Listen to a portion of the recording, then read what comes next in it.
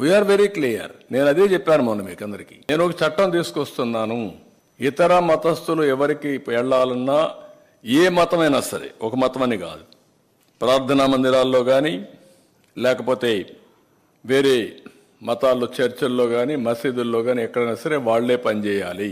వాళ్ళ సాంప్రదాయాలు మనం గౌరవించాలి.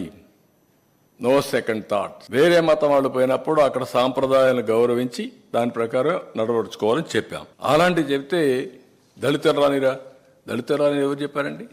ఎవరు చెప్పారు మీకు? దళితులు రాని ఎవరు చెప్పారు? దళితులు పోవడం లేదా టెంపుల్లోకి? మీరు పోకుండా, మీరు పోయిన దానికి కారణం మీరు ఎత్తుక్కుంటూ కావాలని బురదేసే కార్యక్రమాన్ని చేస్తూ మీరు ఇంకొకరిని మాట్లాడడానికి మీకు అర్హత ఎక్కడ ఉందండి? Why you are talking all? అందుకే నేను చాలా స్పష్టంగా చెప్తున్నా, ఇతనికి ఒక అలవాటు అయింది రాజకీయాల్లో. క్రెడిబిలిటీ, విశ్వసనీయత లేదు.